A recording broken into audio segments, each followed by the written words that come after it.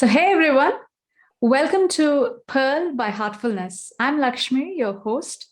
Today, we're going to be discussing on a very pertinent topic to parents, raising emotionally resilient children from infants to teens. Now, all kids encounter stress in their lives in varying degrees as they grow. Now, despite our best efforts as parents, we can't protect them always and keep these obstacles away.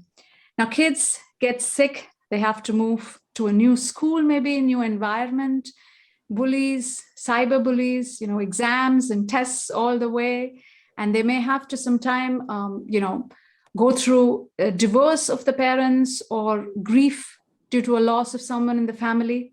Now, all these do happen. And from our parents' side, they may look very small, but to the children, they're all consuming. So normally parents would like to just jump in and fix these issues for children. And that is our natural instinct. But are we doing the right thing for them? Now, we live in an age of fast-paced life where there's Amazon Prime, Netflix, Uber, Spotify. And like that, we also need quick solutions for our problems in life. But hey, I think this is a time we got to think about, pause, and really think, are we doing the right thing for our children? So Naomi, who is a parenting expert, she says, today's parenting and social trends thwart emotional freedom, creating the most anxious young generation with high expectations and low resilience.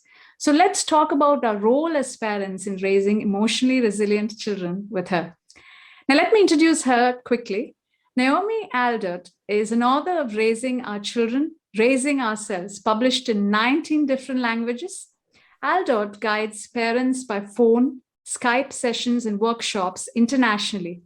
She also brings peace and clarity to difficult situations, as well as to ordinary parenting issues, including marriage, pregnancy, birth, baby care, toddlers, children, teens, adult, kids, and relatives. She also guides families about diet and lifestyle that promotes emotional and physical well-being and impacts a child's behavior and development.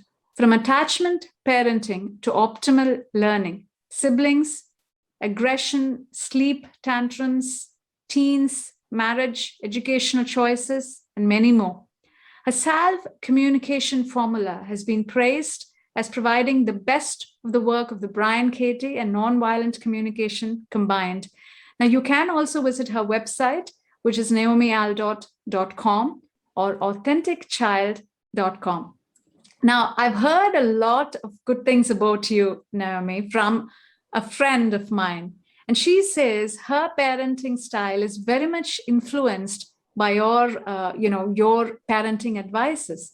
So I'm extremely delighted to be talking to you on Pearl about this holistic parenting, a powerful parent-child relationship conversation that we're going to have. So I'm really looking forward, and welcome to Pearl. How are you today? Thank you. I'm very good and delighted to be here with you. Awesome, Naomi. So let's get started. Now, the first question is, what are the basic tenets of your philosophy for raising children, and why emotionally resilient?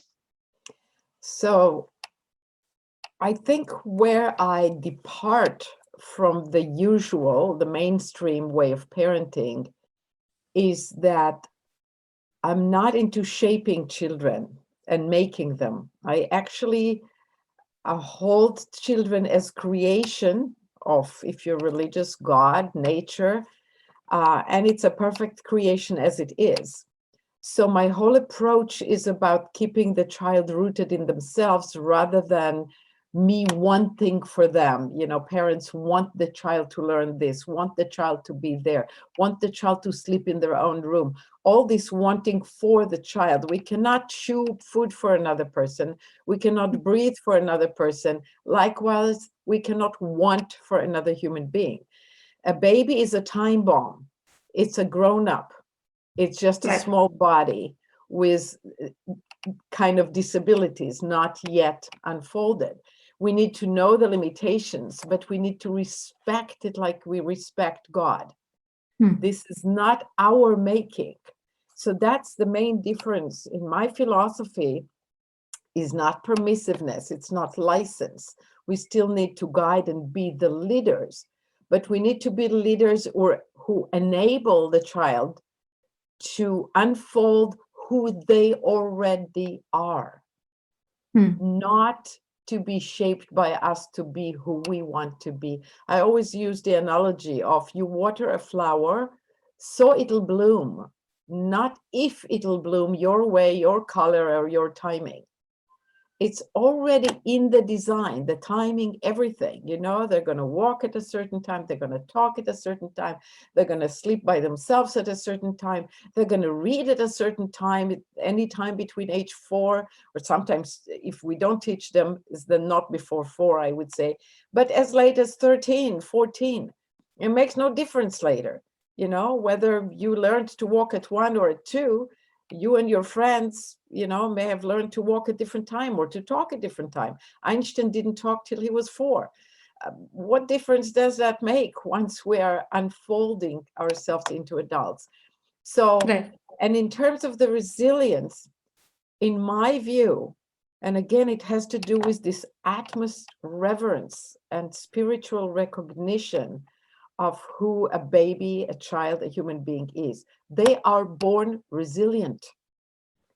Our job is to not ruin that. And unfortunately, we ruin it a lot. We get in the way. And then when it's ruined and things aren't well, then we ask, gee, what do we do? Our child is doing this. And then we are convinced that we have to shape them because we unshaped them to a point where it's not working. So, you know, we have to undo. Yes. So my teaching is about nurturing who is already there, not shaping them, watering the flower, not painting the color of the petals or telling it when to come out. So let me say a little bit about how we do harm to all of that, because I mentioned that we do harm. And it's like, what do we do? Well, we're taking exactly that inner power of the child and we're destroying it in many ways, because we're giving all the messages to the child that their inner voice is somehow wrong. They have to do what we say, not what they say to themselves. So for example, and it starts in babyhood, that's why I always say that everything I teach is from babyhood to adults, because it's the same principle. But so many parents ask me, how do I get my child to move out of the family bed, even if they even sleep with the child? And I say, well, if you have to trick them and make them go to their own bed, then they're not ready. So you're teaching them not to listen to their own voice. So then they tell me, well, to be independent, don't they need to sleep by themselves and soothe themselves? I said, no. You're not sleeping right yourself. You're not soothing yourself. You go for therapy if you're really upset, or to your friends. Why should a baby who is scared to death for survival, or a young child, sleep by themselves? And when you give them the message, you should sleep by yourself, even though how you feel inside is that you want to sleep next to mommy and daddy, then you're telling them, don't listen to yourself. And that kills self-confidence. That kills the self, because we constantly tell them, you know, how you feel inside is wrong. And another way that we kill resilience is we distract them from suffering. So this is almost contradicts. On the other hand, we tell them that they shouldn't suffer. I mean, we cause the suffering if we put them to sleep somewhere else and we tell them, hey, put up with it. That doesn't strengthen them because it's a primal need. But then when they have suffering that is not a primal need, they didn't get their candy, their friend isn't playing with them anymore, their girlfriend, boyfriend later on leaves them, then we try to distract. And we start with babies. A baby cry and we go, ching, ching, ching, here, look here, or here is this, and here is that. And we tell them, hey, no, you can't handle suffering. You can't handle pain. So what I teach is the opposite. You meet the baby's need, you be kind with your teenager and with all ages, but sometimes life offers challenges. Sometimes there is suffering. Grandma does die. Uncle cancels his visit. The toy broke, the banana broke, the friend wouldn't play with you. So I always tell them, instead of fixing everything, which tells them that they can't handle it and weakens them, let them know that it's all right. I teach to validate the feeling. Let's say a child came out of a room full of children and say they won't play with me, they told me to leave. Most parents would say, oh no, let's go in and I'll fix it for you, and you talk to the other children, what happened, please be inclusive. And what is the child learning? I'm weak and dependent and I need the adult to come and rescue me, and I must get what I want.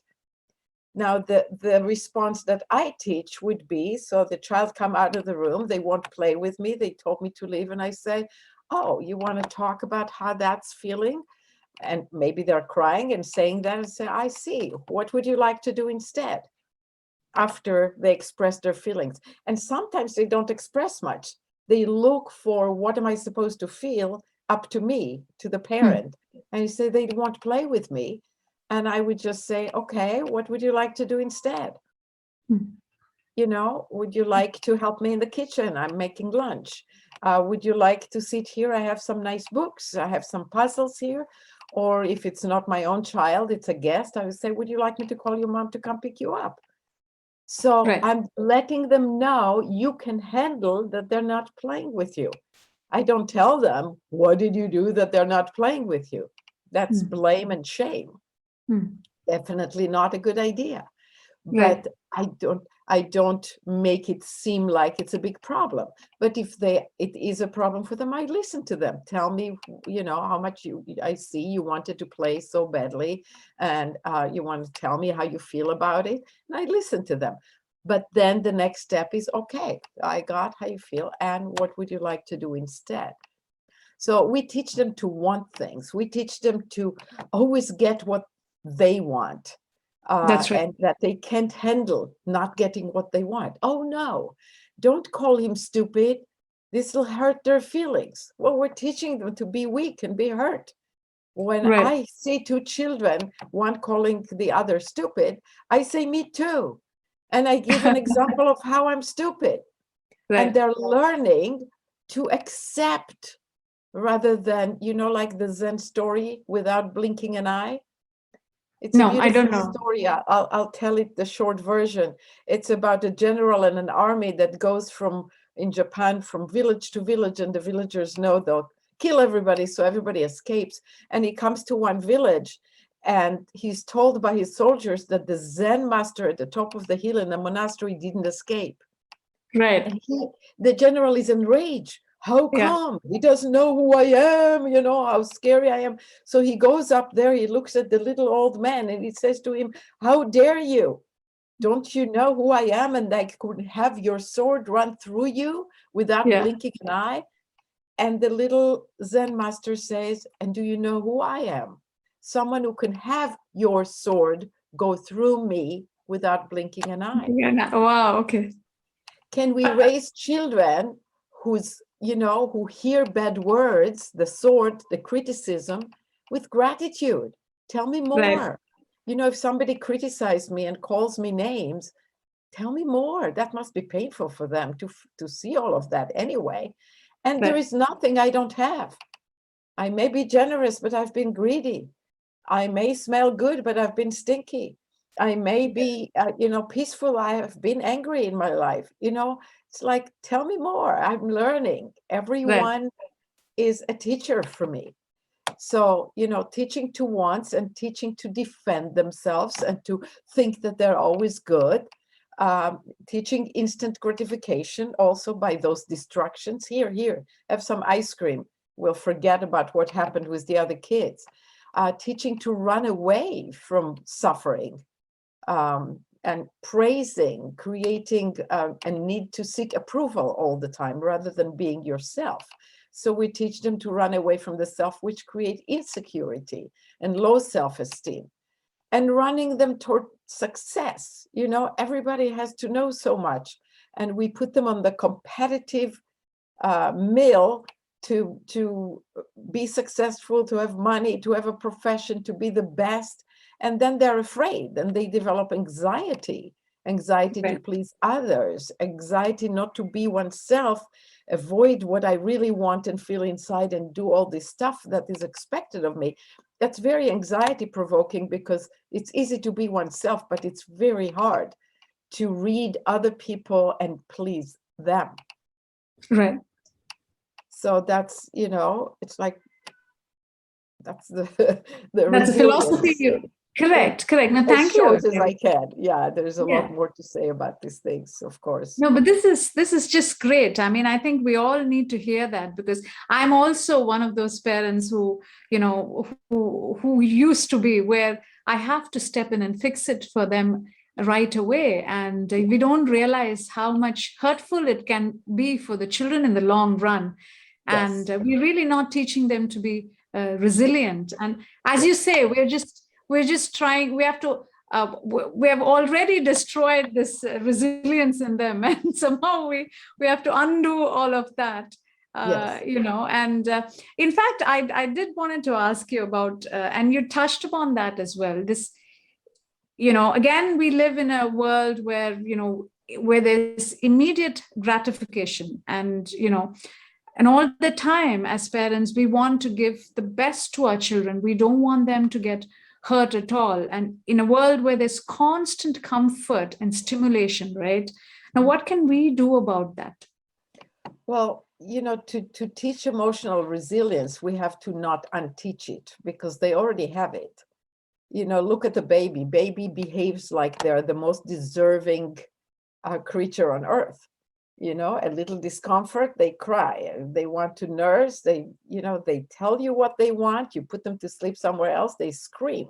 You know, Yeah. it's just, it's very clear that they're resilient, they can handle it, they can express feelings, and they can handle life and our mistakes too. But to teach emotional resilience, we need to avoid teaching them to be triggered, like what I said before, like name calling is a bad thing, instead of find how it's true for you. To teach them to be non-defensive. We constantly teach them to defend their positions, because we teach them by modeling. You know, somebody, our spouse tells us, hey, you're lazy, or you did this or that. And what is our automated reaction? No, I'm not. No, that's Right. not what happened. And what I teach to create resilience is, yes, I am. I actually teach games to do that. So today we don't have enough time for me to teach all of that, but I teach healing games where the family gets together and actually through games, through play therapy, they learn to accept when somebody criticizes them or call them name. Right. And we also teach it, and we need to stop blaming others and making all this justice thing, which is part of why people are so emotionally weak, because mommy says that I am the wrong one, you know, with sibling rivalry, to not ever take sides, to just listen to each one of them and help them find a solution simply by listening to them. You don't ever have to fix. They either solve it themselves, or when you come into a sibling's room and they're fighting, you listen to each one of them until they're done. Each one can tell their side. Then the other person, no, that's not what happened. And I tell them, you wait. When she's done, you'll tell what happened to you. And they tell it, and then, no, that's not what happened. And they tell it. I don't ever take sides. So another way to help them be strong is to let them find their own solutions and to express themselves. The first chapter in my book talks about self-expression. But the main thing about strength that we're killing is the need for approval. By constantly getting the child to live based on external stimulation, get the praise and the grades. So in order to enable inner peace, we need to keep the child rooted in themselves. and being responsible to creating joy no matter what the other person is saying. That's power. That's true power. There's so much more, Absolutely. but Right. I couldn't agree more, actually. The true empowering by using the strengths from within rather than external, yes, praises and assurances. yes, and treat children with respect like an equal, with the knowledge of their limitations. So Mm, if you have a person who is in a wheelchair, you don't expect them to walk. That doesn't mean they're not an equal. mm. If you have a blind person, you know they can't see, so you take that limitation into account, but that doesn't mean they're not an equal in value as a human being. It's the same with children. They have limitations because their brain is not fully developed, the body is not fully developed, but they're equal human beings, they're equal spirits to us. So we don't need to be the boss. We need to Yes. stop bossing them around. And Right. we need to help them build tolerance to discomfort. We're the most comfortable nation there ever was, society there ever was. They need to be comfortable in different temperatures, in difficulties, in losing friends, in failure, as Right. well as success, but not make fuss out of success. Discomfort like pain, be all right with it. I teach parents, your child falls, don't go, oh no, what happened to you? Right. Because the moment you do that, the child cries and thinks it's the end of the world. Correct. But, and you don't have to deny the feeling either. You can say, it hurts right now. Would you like me to put a Band-Aid? Or, it won't, are you afraid that it will hurt forever? Or are Yeah. you remembering? Sometimes you see that it's not really a big cut or anything, but they're crying because they have a thought that, and I say to the child, are you remembering the moment you fell? But most of the time I don't do anything. I remember my 2 years old falling off his bike and bike falling on him. He didn't know I was seeing it. And I waited. He screamed initially.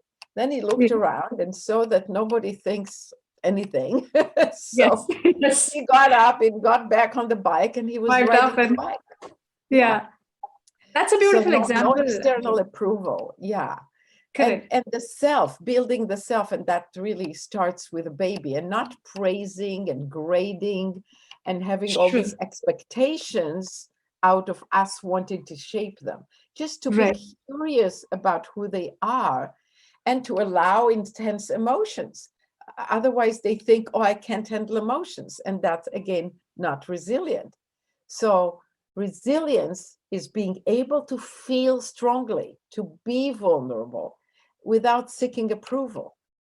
Right. It's like, I'm fine with myself, and I'm fine if somebody finds me stupid or hateful or rude. And And it's another okay thing to that fail as well. And it's it's okay absolutely, to it's fail as good well for and you. bounce back.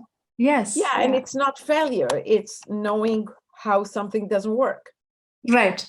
Beautifully And put it.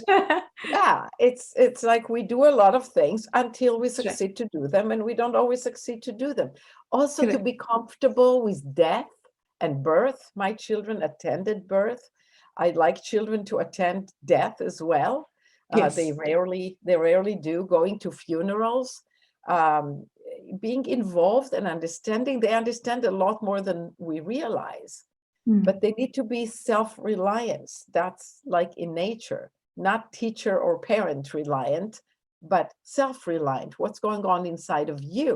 It also makes them safe in terms of molestation. Why are kids allowing themselves to be molested?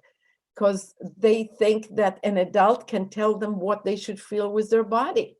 Mm. So don't tell the child, kiss grandma goodbye. Mm. She may not want to kiss grandma goodbye. So if Right. grandma says, come give me a kiss, and you say only if you want to, especially Right. if you know your child doesn't like it. So it's very important that the child is rooted in themselves. And it starts, like I said, with the sleeping together, sleeping where the child wants to sleep. So they learn how I feel inside is right. And Right. that's about learning. If they don't Yeah. like to go to study certain thing, trust them, treat them like an adult. they don't want to learn this, then they shouldn't. But we teach them to want and then to be upset. Too many gifts, too many wants. Art, nature give a lot of opportunities for emotional resilience to build, because you get frustrated when you try to make art and it doesn't turn out the way you want. When you go in nature, there's a lot of discomfort. Validate feeling when they can't get what they want. Don't rush to get it to them unless it's right there. If a banana broke and you have another one, that's fine. Be kind.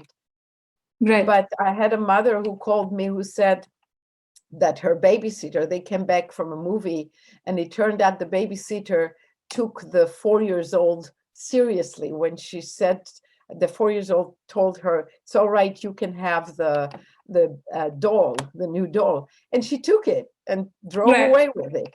So the mother at 11 o'clock at night drove 15 minutes each way to get the doll back. Right. And I told her, just validate the feelings. It's like, okay, the doll is gone. Next time, tomorrow, maybe the babysitter can bring it back. But it's 11 o'clock at night and we can deal with not having the doll. Right. Wonderful. Now, do you think school is addressing this resilience part? No, it does the opposite, because it teaches to seek approval, to fit in, which is all not to be yourself. There is that issue of making everybody, you're special and you're unique. Parents do that more than the school. I call it the most damaging ego trip that makes us spiritually believe in division and duality. Like there is an other who is, and the school teaches competition. So I wish the other child will have the wrong answer. I want the other child to fail so that I can shine. And I need to defend my position and to show up as the best. And if somebody says I'm not the best, I go to war against it rather than, oh yeah, I'm not, which doesn't hurt. So it's back to that, instead of being spatial, look at who am I and what can I contribute to love, to peace, to society. You didn't make you. All this adoration, but that's not so much school. I think I'm sliding into parenting. But in terms of the school, the very teaching, the idea of school is that we need to teach children.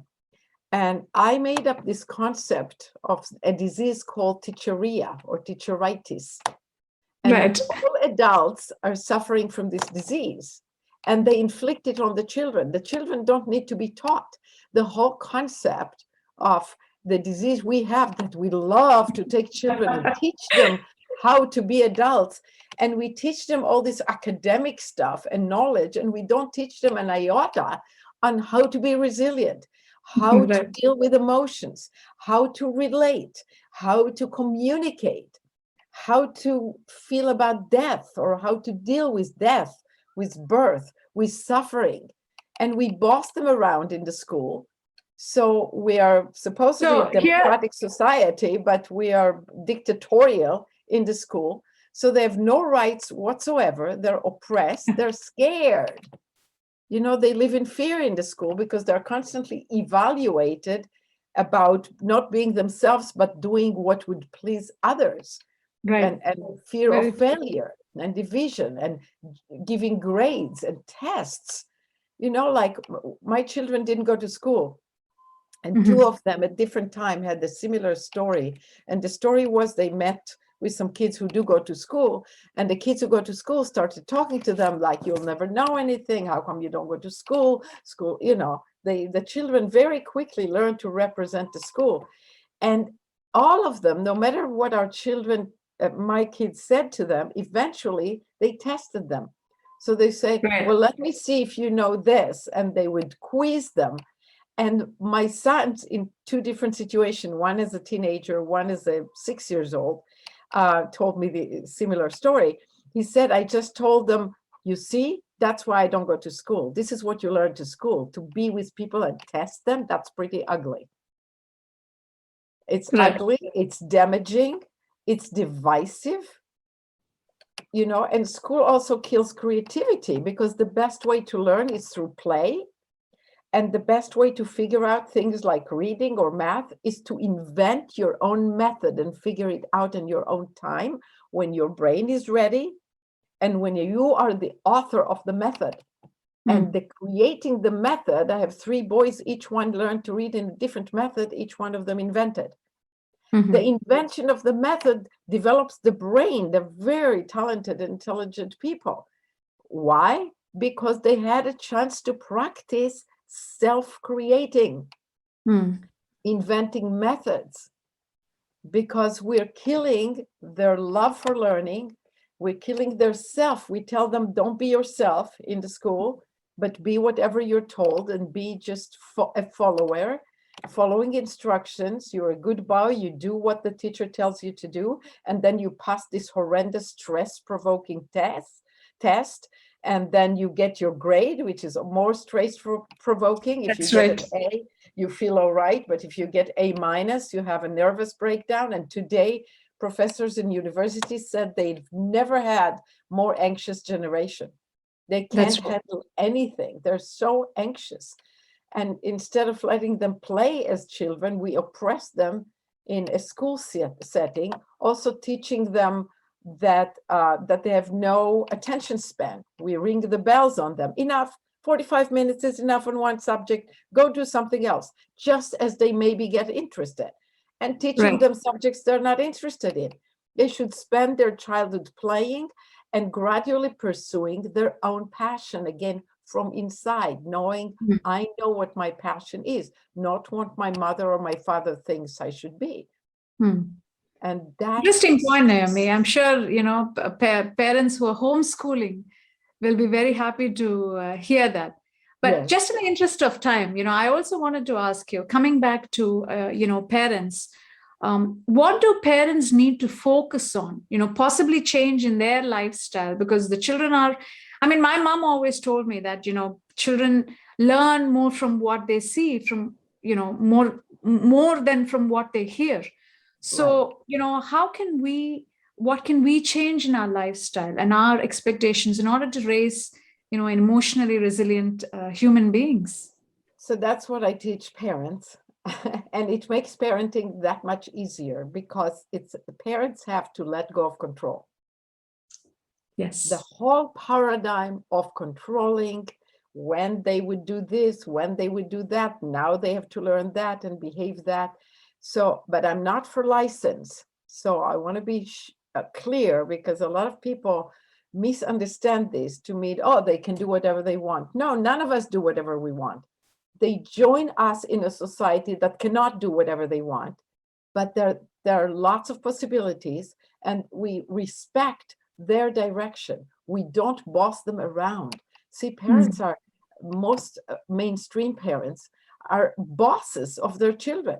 My mother doesn't let me do that. My father doesn't let me do that. You decide. Not about destructive things. I'm not saying children should sit in front of TV all day long. I'm not saying they should eat sugar all day long. But that comes with modeling, with lifestyle. Live with nature. Educate them. Another thing that the school doesn't teach: communication, emotional resilience. It also doesn't teach how to be physically healthy. Right. True. So we have, we have a country that's all for profit. So profiteers make food that kills us, literally. Toxic food, right? Processed food. And school doesn't bother to teach, don't eat this processed food. Of course they wouldn't, because the government decide what they should teach, and the government gets money from the industry of food and big pharma and the whole thing that feeds and makes the biggest money on earth.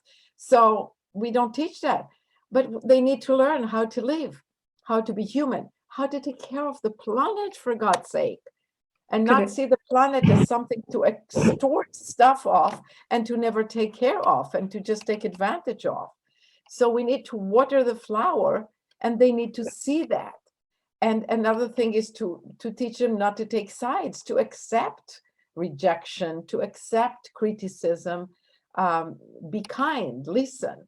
That's very important. Who they are. Discover who they are, their direction, and nurture that. So if my child is musical, I provide what it takes if he wants that. So when two of my children are musical prodigies, and they are both musicians now, when they were children, I took them to concerts. But when they came to me, I never suggested lessons, never in my life. They came to me, asked for lessons. I didn't call a teacher right away. I Right. waited for the 3 or 4 nags, the way they nag for a candy or for going to the zoo. Until they nag, I don't know that it's authentic. Maybe they're trying to impress me. As much Right. as I try that they wouldn't, it's still natural for a child to do something that mother will be helpful. So we need to raise a powerful person, and a powerful person is rooted in themselves. And when my kids finally got to the lessons, I told them, look, I'll pay for the lesson. I'll take you to the teacher. Anytime you need to switch teacher or switch instrument, you let me know. You practice daily and be ready for lessons. That's your part. The moment you want to quit, quit. You Right. want to start again, start again. It's your domain. And one Decision. of Yes. them quit a lot, quit and went back, and quit and went back, because he was studying violin, and he's really a pianist, and he's still a pianist and composer. And Right. one of them never quit, but changed teacher every 2 years. And I had to Right. give him a few teachers to choose from. But they need to be rooted in themselves. And the other thing parents must do is stop blaming. If you want to raise children that are emotionally resilient, you want them to not feel triggered, but the opposite, to not be bothered by somebody calling them anything. And the other side of it, to not blame. See, if Right. I want to constantly say, no, I'm good, no, don't say anything bad, then I also go and blame the other, which kills marriages, kills That, relationship. I save every marriage that comes to me almost broken. They come to me and say, oh, we're divorcing, we're already in the process, and I get them back together. I don't force them, but I have them see that they're just playing this game of blame and defense, and that's killing the relationship. Let's take the blame and the defense out, so you're emotionally resilient and present to each other spiritually, and all of a sudden they fall in love. And that children don't need to fit in. If they don't fit in, that's great. They're being that's okay. themselves. Yeah.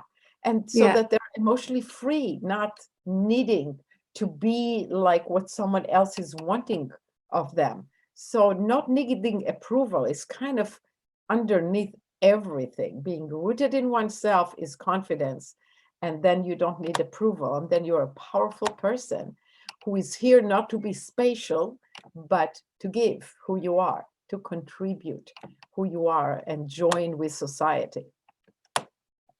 Beautiful points, Naomi. You're very powerful message you're giving to parents that, really give from all that you're saying in a nutshell. It's like parents, we are meant to provide just the right environment and let the children flourish. And they have all the good qualities in themselves, the resources in themselves. And we just Yes. have to let it flower, isn't it? Just like the To gardening nurture example it. you said Well, was good. we do need to nurture it. We do need to expose, Correct. but do so with trust and with curiosity Correct. about who this person is and where they're going, rather than drag them to our agenda.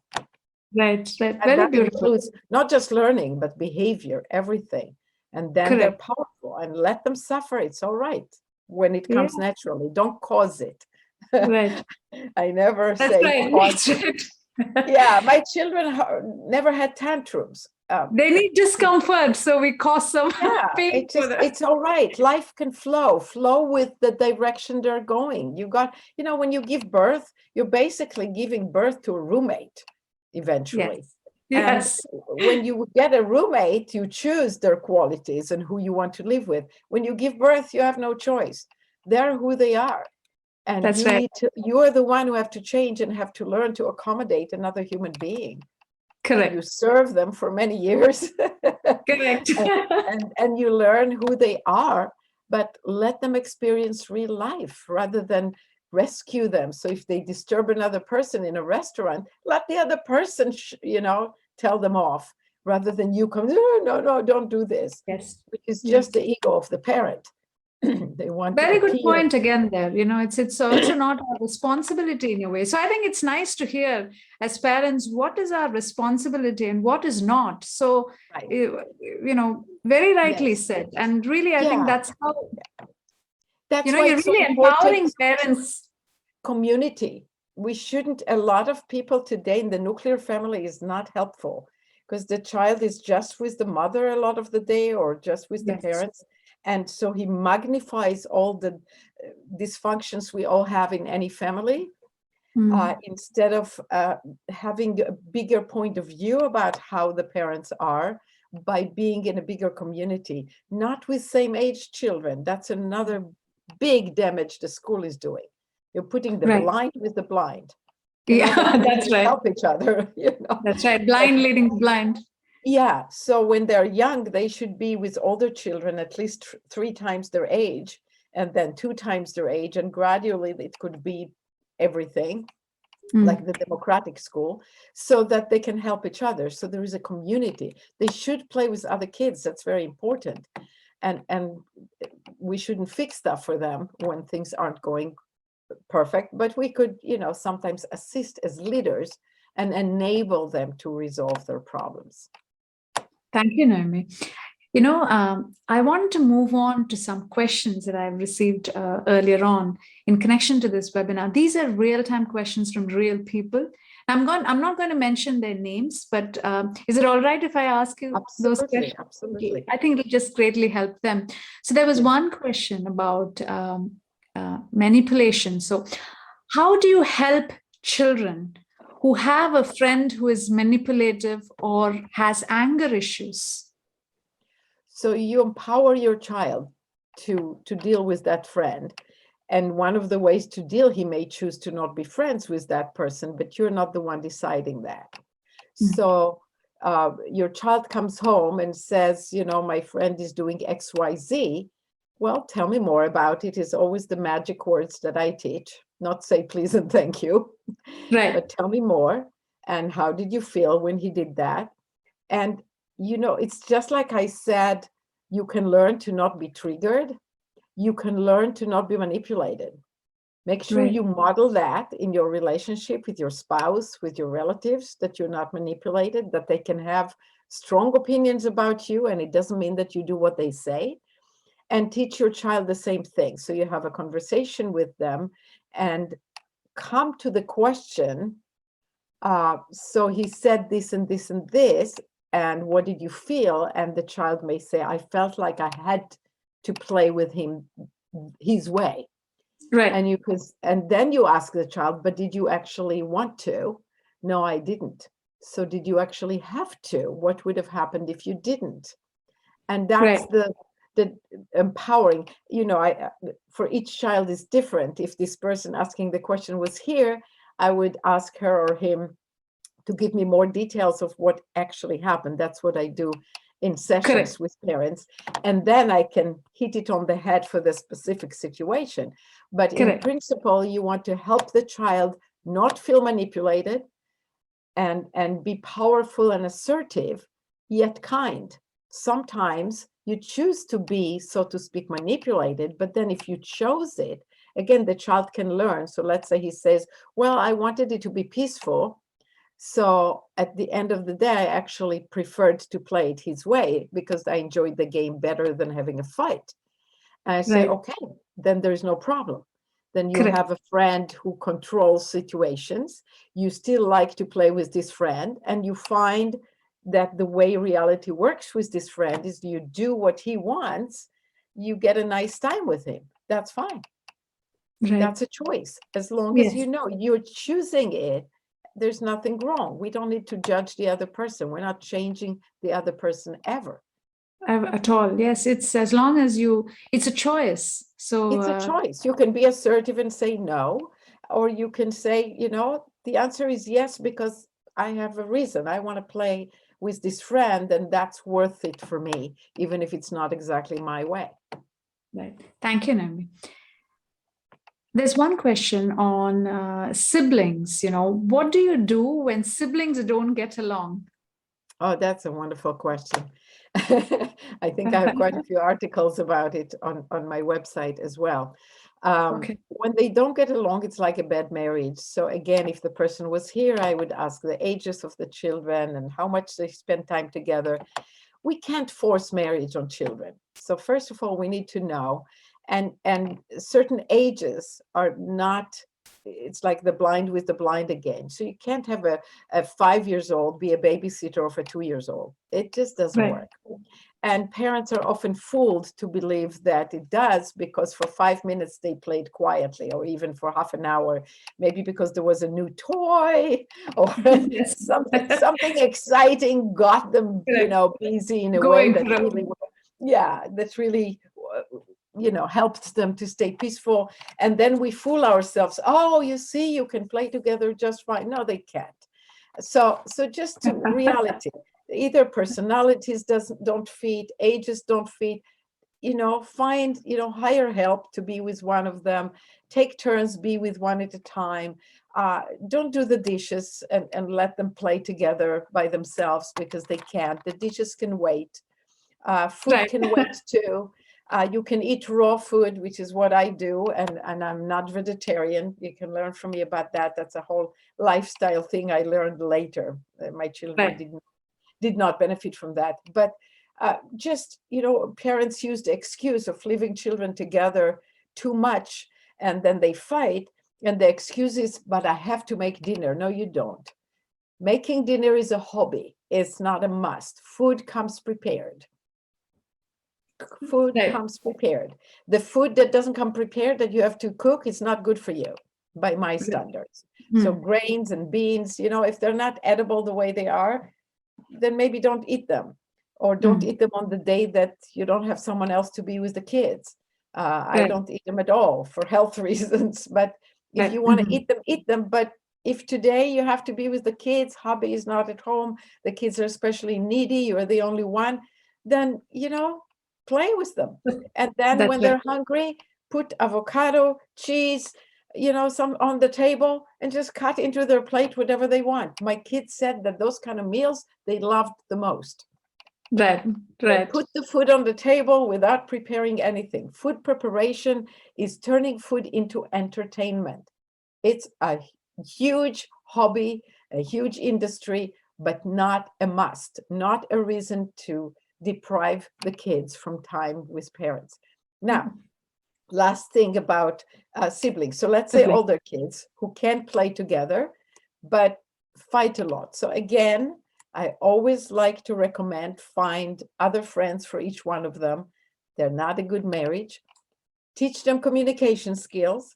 And the way you do that, and the way you do intervene, but without intervening in content, is you don't take sides. So let's say you came into their outside and they're fighting and pulling each other's hair, and you come in and say, can I help? Don't right away be angry, never take sides. So you're not angry at one side, even though when you come in, you see one of them hitting the other. You don't know that that person is the cause of the problem. They That's both right. are. People are always responsible. So you say, can I help you? And sometimes they say, no, we're having fun, and then Hmm. leave them alone. Or say, if one of you need help, please call me. And they learn that they can call you rather than fight That's right. by the fact that you show up. You hang up the phone, you turn off the fire, and you show up right away. You don't say just a minute. But once you come in, they start telling you, and it's what I said when you ask me questions, you listen to each one of them fully. And you never solve a problem, you never take sides, you never share an opinion. You just listen. They would come to it from inside on their own. They will either find a solution, or most of the time they keep having to correct each other, and it gets boring. And usually one of them said, oh, I have enough. Let's go out and play something else. Right. That's 99% of the time. And I would say 0.1% of the time you may have to offer maybe a solution or few. How about, would you like to hear, but ask them, would you like to hear some ideas of how I think we can solve this, if they don't come of their own? Hmm. So I would say you rarely need that. Most of the time, They either get bored with it because it's meaningless, and they go back to the real spirit because they got everything they had to say out. They expressed themselves, they were heard, and they were heard by a parent who didn't take sides. Because also, when you take sides, they would do things for each other to get the artillery to come to the room, one of the parents, and to Right. join one side against the other. Oh, Correct. I succeeded to get my sister in trouble, because I did That's this and right. this, and then she ruined my tower, and then mommy comes and she's angry at her, and that's why they do it. It's a power game. I have a whole thing Correct. where I teach how to play power games with kids to make them feel powerful and not so helpless because of being small and being bossed around all the time.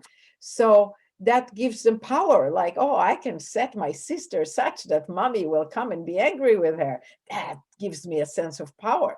So That's right. that's a bad game. It's a Right. blame game. It's a defense game. It's everything, trigger game. It's everything that makes us emotionally not resilient. So when you listen to both sides, they know, they express their feelings, and nobody needs to rescue them or solve the problem for them. Yes. Life Just is listen and fine. don't take sides. Exactly. Thank That's the you. summary of it. Thank you, Naomi.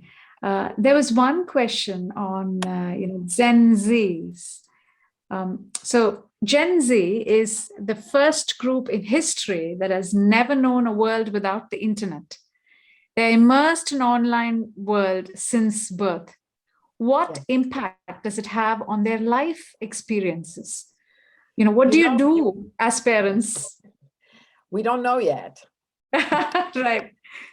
We're seeing some of it, and it's not so good, at least not yet. Sometimes things go through very bad results, and then few generations later, it creates something that we can't envision now. But right now, children that are with gadgets all the time Yeah. are listless. They don't know what to do with themselves. They're easily bored. They're very dependent. They're basically addicted to it. And no Correct. addiction is good, Yes. addiction to sugar, addiction to grains, addiction to internet. It's all addiction. And the addiction of the mind is really taking away their ability to be in real life, and real life is out there. So there's a Correct. lot of delusion. It's living, it's really like a drug addict. Yes. So I definitely find that families who don't expose their children to the internet and to gadgets at all, and it is possible, it's Mm. harder for the parents than for the children. I work with Yes. parents who already I expose them, think and so. I say, just take it away, just take it away. You yourself don't use it. And they tell me, oh, that's hard. So, well, Correct. you're addicted, then Correct. that's a problem. It's So, not just the Gen Z. I think it's with the millionaires and the Generation X and everybody. We yes, can't yes. do without gadgets these days. Exactly, exactly. So, but I find that a lot of families are successful at saying to kids, until you're a teenager and you actually need it as a tool, not as a toy, not Yes. as an entertainment, not instead of climbing a tree, until then you're not going to have it. But I've seen, I don't have a finite opinion about this. I've Mhm. seen in the democratic schools, in which children are free and mixed ages, that some kids for a year or two do nothing but computer. And when you give them no limit, eventually they get off it. But I have to tell you from parents that some of them don't get off it. Right. So Right. I don't Yes. have an answer. If my children were little now, I was lucky. It kind of started after my youngest was already a teenager. But Right. if I raised kids now, I didn't have TV at home. I still never had TV in my house. Um, so I probably would not have it in the house, and check my own email privately, have a room that the kids don't get to do my work, which is Right. kind of what I did when they became teenagers. This room was the computer room in my office, and they were not here. They had Right. that, and the other thing that helps a lot is get them busy with stuff outdoors and with people that is too much fun to want to sit at home in front of computer. So Right. get them engaged in life again. You know, they can help farmers. They can, one of my kids was an assistant in a hospice with dying Mm. people. He was interested in death at age 10. You know, get them Wow. involved. They can be apprentices. They can participate and make a difference at a much younger age. We don't have to keep them so babyish. They That's can right. act Absolutely. in theater. They can, you know, participate in shows. They can manage. They can do a whole lot of Of stuff. things. Yes. Animals, you know, nature is very, very important to get them away from it. But once they're addicted, it's very difficult. Difficult. Mm. Very difficult. Some parents I hear from have taken the whole family to a house on an island in nature where there is no reception and no gadgets, just to wean them from the addiction. Mm. And some of them, if they're already teenagers, say, I will not go with you. I'm going to go stay with grandparents. That's right. So it is very, very big problem. In some instances, I would say to a person, let them have it and see if they get over it. But create, if they're already teenagers and threaten to leave home, you know, and they Yeah. can. Yes. So I tell them, you know, maybe they need to have the total freedom, the total honor. Okay, this is where you are, but also expose them to the damage and what it does, and watch videos together about it. I had, you know, when my middle one was 14 years old, it started and he wanted to do some video games. And I told him to find YouTube videos and articles, pro and con, and we will look together. He's the one who provided both sides. Right. And he came to the conclusion that he'll do just an hour a day and he'll be his own police. That was nice. It's a nice, disciplined boy there, Naomi. So good job. But it's because I gave him the freedom and the That's responsibility. I told him, you find whether, you know, what the damage is. So it wasn't me being the bad guy. right. Yeah. Okay, because then they resent it and they do it even more. That's true. That's true. Now, how do you build resilience in a sensitive child? Well, this is, I can go for hours on this one. We need to look, and again, if this parent was here, it would be a lot more helpful, how he became so sensitive. We assume they were born sensitive. Being born aware and tender person is one thing, but what we call sensitive is easily hurt by other people's words. That's not sensitive. That's triggerable, and it's being taught to them by what I said when you and I talked. Okay, Right. so when we teach them, oh no, it hurts you when they call you an asshole Mean. or stupid or mean, we're teaching them to be what you call sensitive. What I call sensitive is awareness of the other person. A sensitive person knows what the other person is feeling and cares about them. Being easily hurt is not sensitive.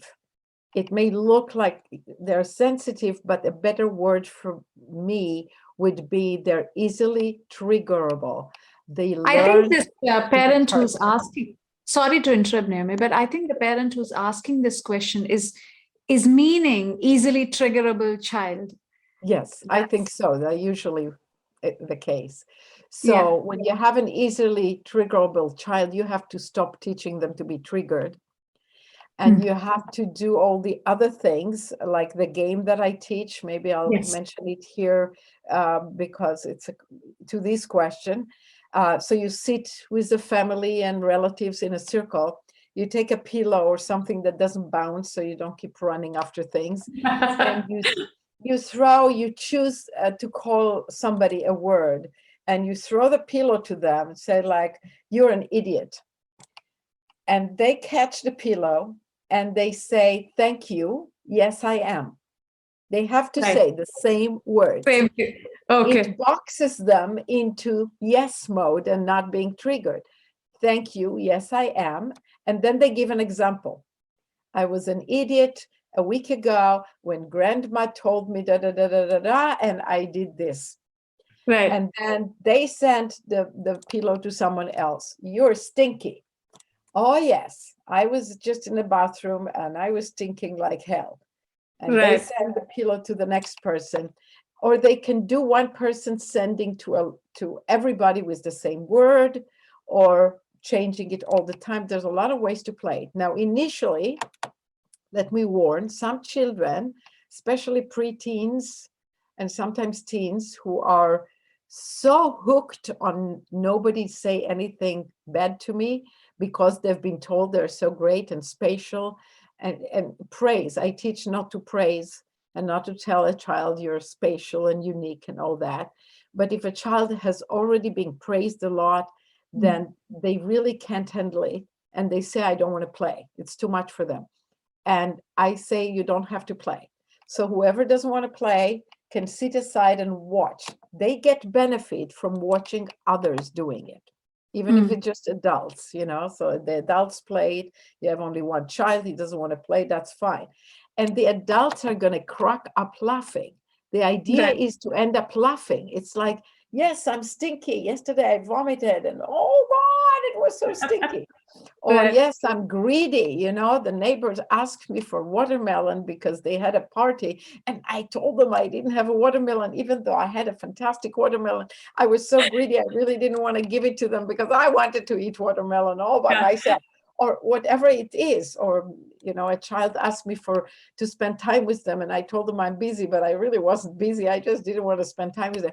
Like honesty, spiritual connection in the moment to what is, without fear, because we're teaching fear when we teach them to be so sensitive and to be triggered by everything. And by the way, it's political too.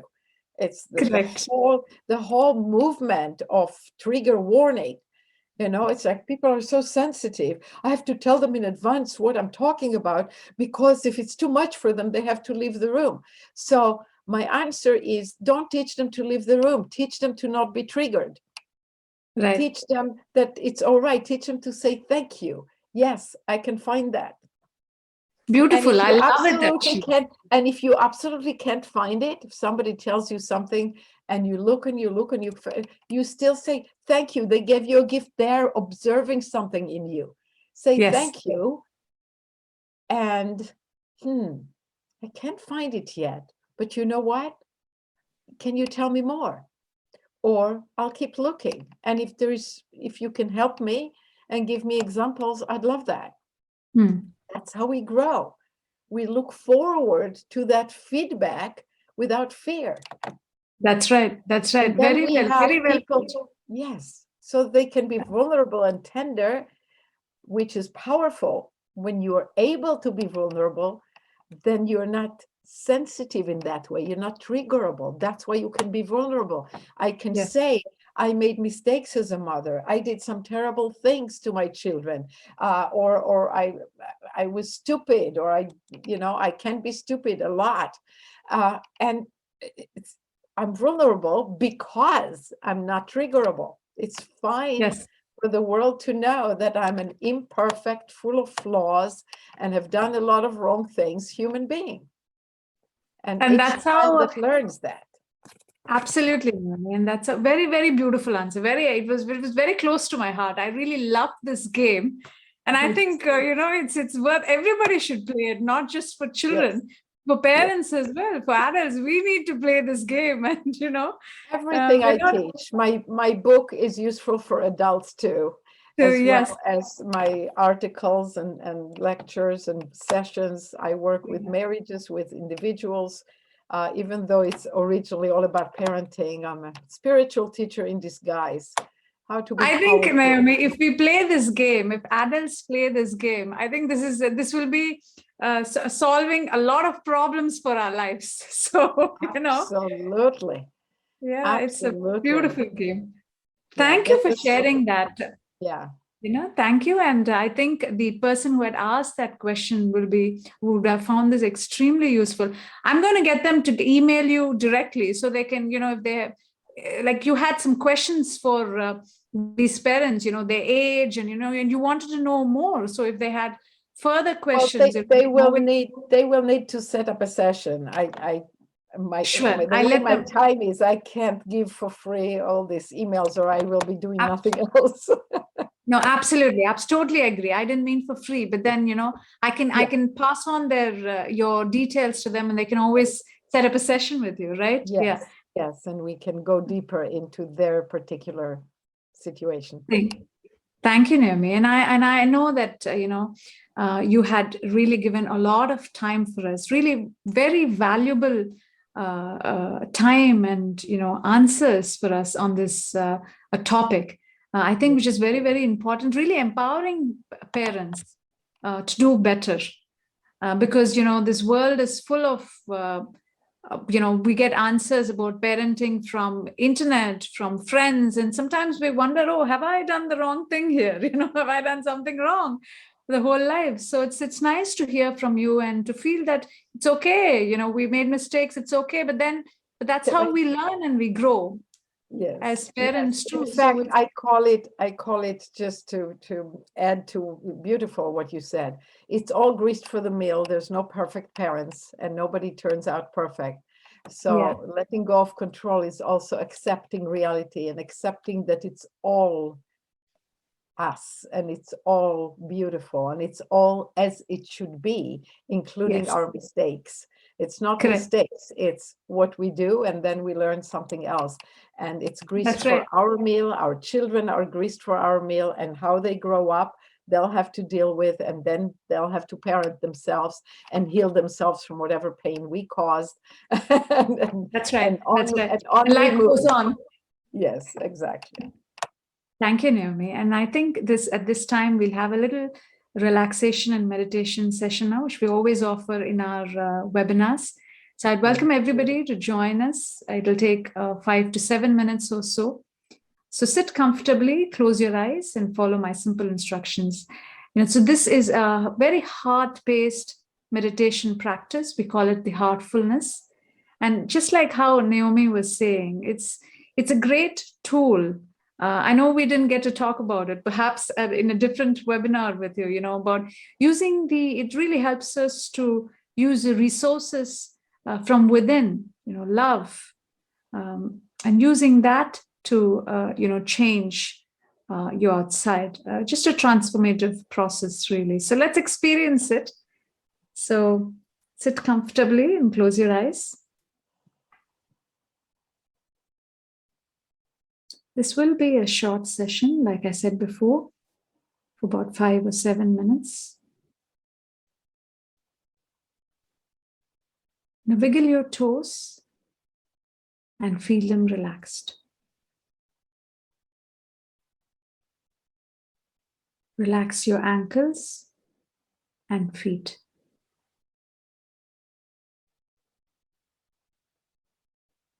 Feel the energy from the Mother Earth entering your legs through the ankles, moving upwards, relaxing the calf muscles, the knees, thighs, and hips.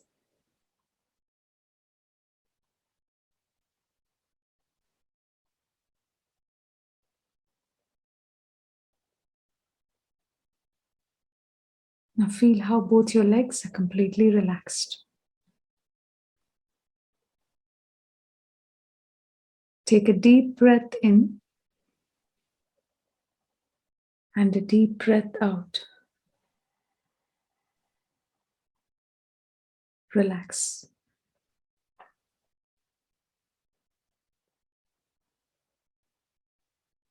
Now relax your seating area, stomach, and waist.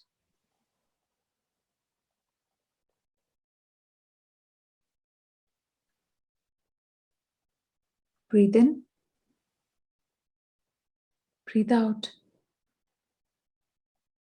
and relax.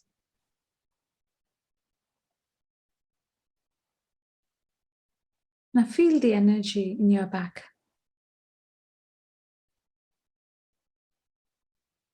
From the top to the bottom, your entire back is relaxed.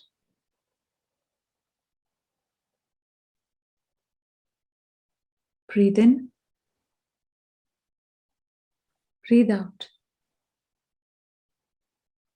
and relax.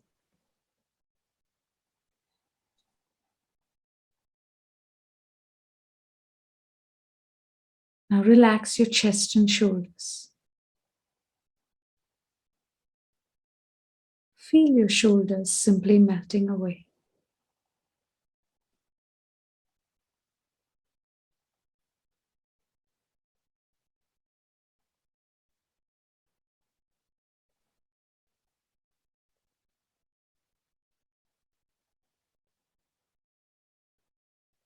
Now let the energy flow into your arms, relaxing the upper arms, lower arms, hands, all the way to the tip of the fingers.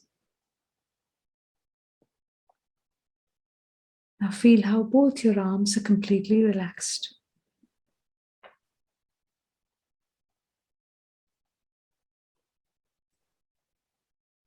Relax your neck muscles. Release any tension you may be holding there.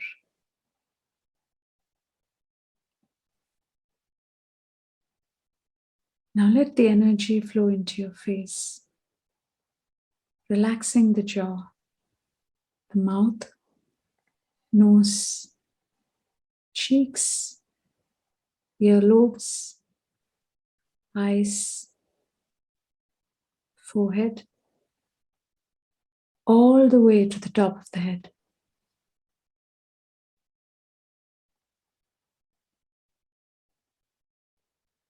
Now feel how your whole body is completely relaxed.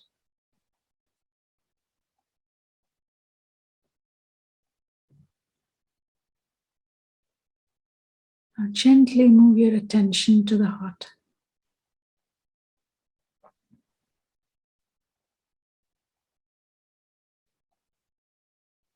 Imagine a source of light that's already in your heart is illuminating and pulling your attention inwards.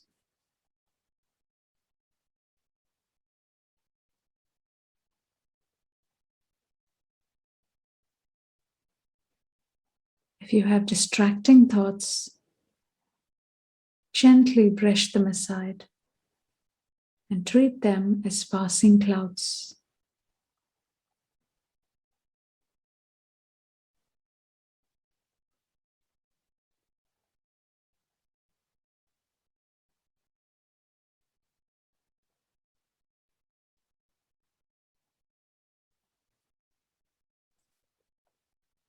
Remain still and quiet and absorbed in the light in the heart for another couple of minutes.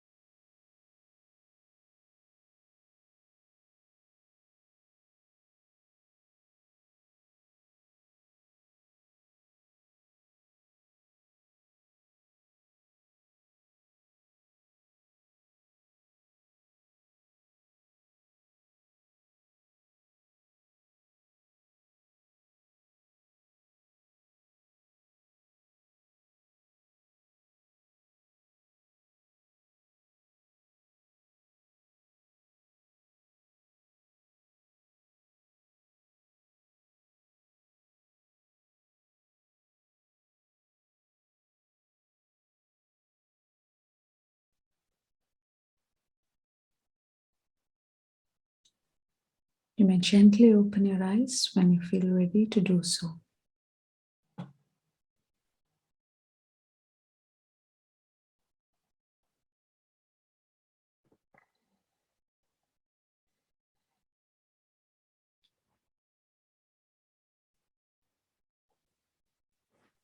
Thank you, Naomi. Thank you for sitting through for the short meditation as well. Thank you. Yeah. Really appreciate your time with us and really sharing all these pearls with us on the Pearl platform. And I'm so confident that it would have been very useful for the parents and parents-to-be who are listening and tuning in into this webinar. Thank you for having me. A pleasure. And thank you, audience, for joining us. This meditation session was just a very short session. And, you can also try this with your children. We find that when we have done this in school, we realize that children in today's age didn't know how to sit quietly. In fact, they didn't know the meaning of calm. So they didn't know how to, sit still for a few minutes. So I think it's just it's nice to experience stillness, particularly at this time when there's too many things happening in our heads. It just allows them to settle and connect with really who they are, their core, their love, the true spirit of the heart, really. So thank you again for joining us and, for tuning into this webinar. Naomi, again, it was such an absolute pleasure to have this connection with you. Same and here. We look forward to more webinars with you if you have the time, of course. Yes. And if, Thank you, we'll see what Lakshmi. people are Appreciate telling what us. you're doing. It's the whole program. I really appreciate Thank you. it. Thank you, Naomi. And, I'm just reminded of for one of our teachers, he always would say that love and discipline are, two sides of the same coin. When I was, when my kids were little, that's something that I always think of as well. It's, and you elaborated on it very well. Like, it's okay for them to feel discomfort and it's okay for them to experience failures in life. And that's how they learn and they become resilient. And as parents, we think it's our responsibility to always provide for them and to make our children happy all the time. And we forget this emotional development, right? So thank you again. Thank you all for joining us. And we look forward to seeing you in our next webinar. Until then, take care. Bye for now.